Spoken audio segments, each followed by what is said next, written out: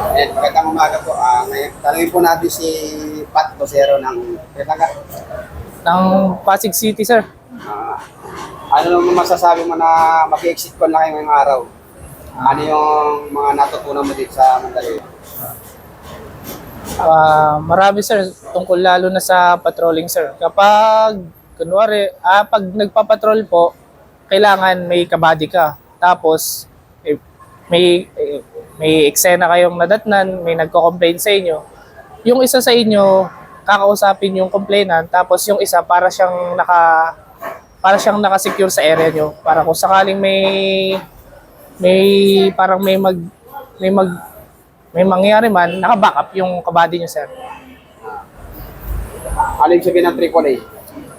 Yung AAA po ni Police Brigadier General Anthony Aberin, sir, yung Able Active Allied Forces, sir.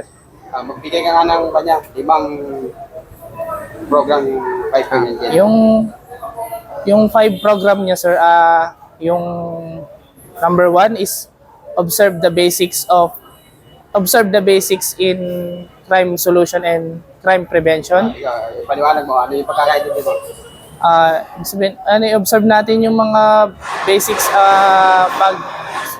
pag-responde natin sa mga crime scene, sa mga pag-arrestuin natin yung tao, sir.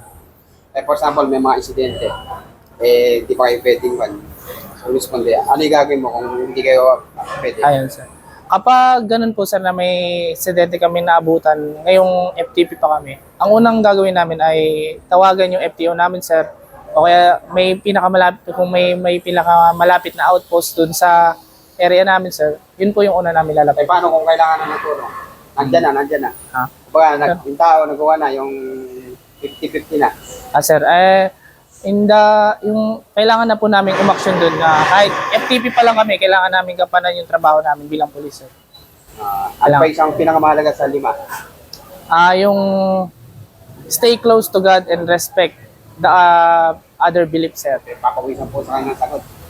Ikaw, ano yung natutunan mong aral na lalong naparating sa Diyos?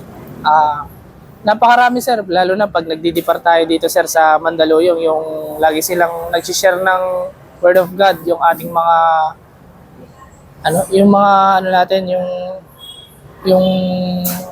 mga life coaches natin, sir, tuwing umaga, sir. Marami akong natututunan tuwing umaga din. Parang sobrang ganda ng epekto nun sa mga pulis kapag nagdidepart tayo, sir. Last na, ano maipapayo mo sa mga bagong papasok pa o mag-training dito sa Mandaluyong? Sir, kailangan lang ng tiwala sa sarili at malaging manalangin sa Diyos, tapos dapat positibo ka palagi, sir. Shoutout mo ba? Shoutout po sa pamilya ko, sir, na nasa Pasig nanonood ngayon, tsaka sa Batangas, sir, tsaka sa Pampanga, Sa sir. Batangas?